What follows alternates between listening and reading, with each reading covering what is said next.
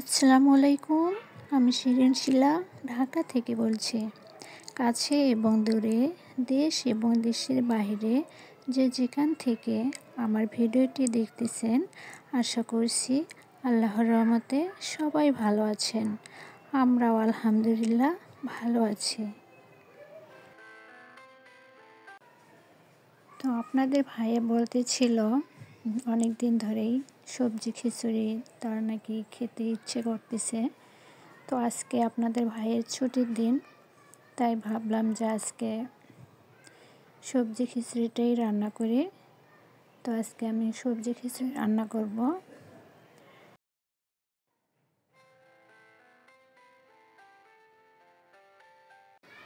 তো এই তো দেখতেই পারতেছেন, সব মশলা একসঙ্গে কষায়।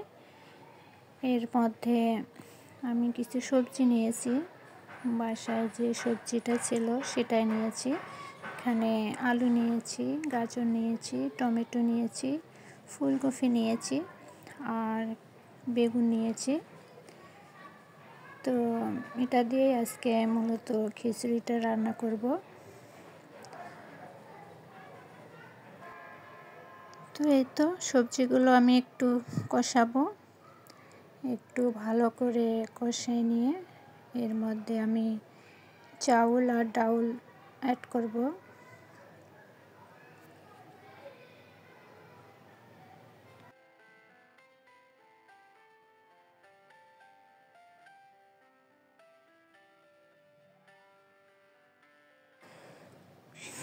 যেহেতু চাউল ডাউল সবজি সব একসঙ্গে নেড়ে চেড়ে এটাকে একটু কষায় নিয়ে নিব।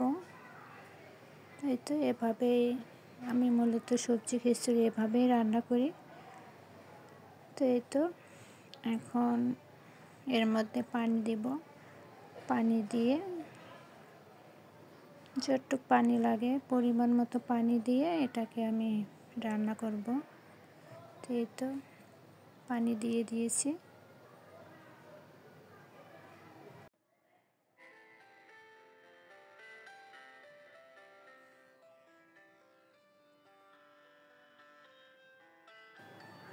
তো এই তো আমার খিচুড়ি রান্না প্রায় হয়ে গেছে।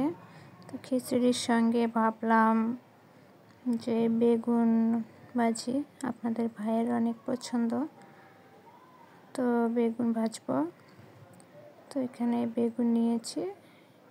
বেগুনের মধ্যে একটু হলুদ, একটু লবণ আর একটু মরিচের গুঁড়া দিয়ে এটাকে মেখে নিয়ে ভাজবো। তো আপনারা কে কে বেগুন ভাজি খেতে ভালোবাসেন কমেন্ট করে জানাবেন। আমার তো অনেক ভালো লাগে।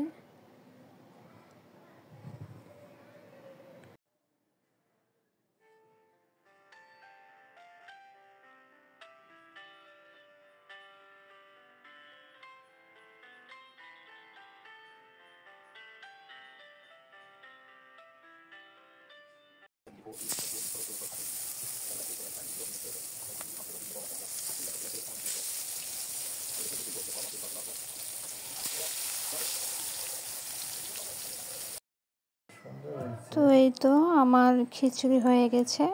এখন বেগুনটাকে ভেজে নেব। এই তো বেগুন ভাজা প্রায় শেষ।